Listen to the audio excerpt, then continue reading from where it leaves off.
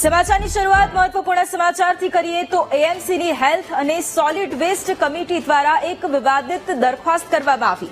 ચિઠ્ઠી ઉછાળો અને મહાપાલિકામાં કોન્ટ્રાક્ટ મેળવો એવી સ્થિતિ અત્યારે સર્જાઈ છે। 100 જુનિયર ક્લાર્ક અને 100 કેસ રાઇટર કોન્ટ્રાક્ટ ભરતી કરવા માટે ટેન્ડર બહાર પાડવામાં આવ્યું। 4 થી વધુ બીડ આવતા એએમસીએ મળતિયાઓને સાચવવા માટે તુક્કો પણ લગાવ્યો છે। ચિઠ્ઠી ઉછાળીને રેન્ડમલી જે સિલેક્ટ થયા તેને ટેન્ડર આપવા માટે દરખાસ્ત કરવામાં આવી છે। દરખાસ્તને લઈને અનેક સવાલો પણ અત્યારે ઉભા થયા છે। જો ચિઠ્ઠી ઉછાળીને જ કોન્ટ્રાક્ટ આપવાનો હોય તો ટેન્ડર પ્રક્રિયા પર ખર્ચ કેમ? 6.15 કરોડનો કોન્ટ્રાક્ટ ચિઠ્ઠી ઉછાળીને જ આપી દેવાનો છે તો પછી ટેન્ડર પ્રક્રિયા કેમ હાથ ધરવામાં આવી રહી છે તે સૌથી મોટો સવાલ અત્યારે ઉભો થઈ રહ્યો છે। એએમસીની હેલ્થ અને સોલિડ વેસ્ટ કમિટીની વિવાદિત આ દરખાસ્ત છે।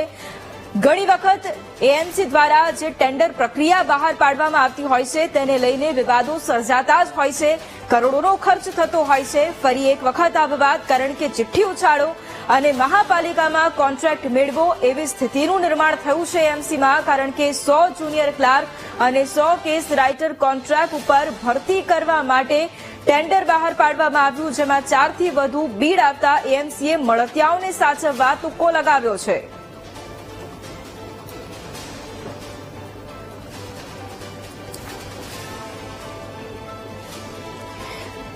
અને આ જ મુદ્દે સંવાદદાતા દીપક આપણી સાથે લાઈવ જોડાયા છે। દીપક, એએમસીની હેલ્થ અને સોલિડ વેસ્ટ કમિટીની વિવાદિત આ દરખાસ્ત અત્યારે જોવા મળી છે અને ચિઠ્ઠી ઉછાળવું અને મહાપાલિકામાં કોન્ટ્રાક્ટ મેળવો એવી સ્થિતિનું જ્યારે નિર્માણ થયું છે ત્યારે આ મુદ્દે શું વધુ ડિટેલ?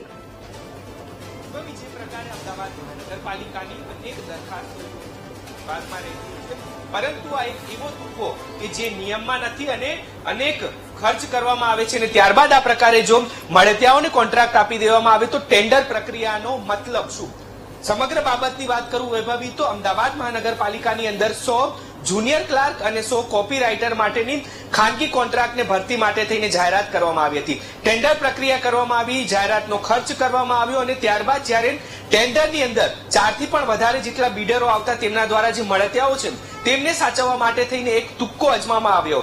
હેલ્થ એન્ડ સોલિડ વેસ્ટની કમિટીની અંદર એક દરખાસ્ત મૂકવામાં આવી કે જે 2 બીડરો તેમના સિલેક્ટ થયા છે તેમાંથી ચિઠ્ઠી ઉછાળવામાં આવશે અને ચિઠ્ઠી ઉછાળ્યા બાદ જે રેન્ડમલી સિલેક્ટ થશે તેને કોન્ટ્રાક્ટ આપવામાં આવશે। લગભગ 6 કરોડ 15 લાખનું આ ટેન્ડર છે કે જેમાં 1 વર્ષ સુધી 100 કોપીરાઇટર અને 100 જુનિયર ક્લાર્ક જે છે તે કોન્ટ્રાક્ટ પર અમદાવાદ મહાનગરપાલિકાને પૂરા પાડવાના આ બંને એજન્સી જે છે તે બંનેને કામ આપવા માટે થઈને ચિઠ્ઠી ઉછાળવાની જે તુક્કો છે તે અજમાવવામાં આવી રહ્યો છે। નિયમ પ્રમાણે વાત કરવામાં આવે તો 5 લાખથી વધુનું કામ હોય તો તેની અંદર ટેન્ડર પ્રક્રિયા કરવામાં આવે છે।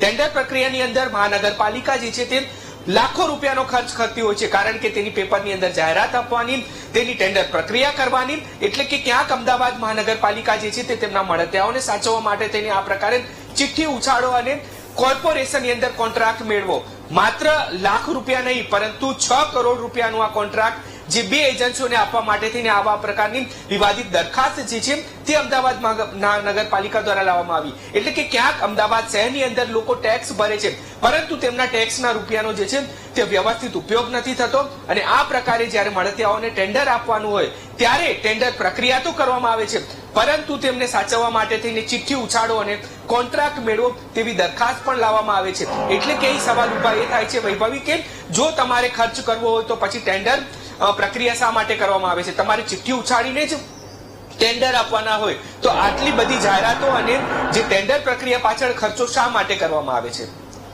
જી બિલકુલ, આભાર દીપક તમામ જાણકારી માટે। તો જે પ્રમાણે 4 થી વધુ બીડ આવતા એએમસીએ મળતિયાઓને સાચવવા માટે અહીંયા તુક્કો લગાવ્યો છે ત્યારે સવાલ એ ઉભો થાય છે કે જો ચિઠ્ઠી ઉછાળીને રેન્ડમલી સિલેક્ટ કરવાના હોય તો આ પ્રમાણેની કામગીરી શા માટે કરવામાં આવી રહી છે?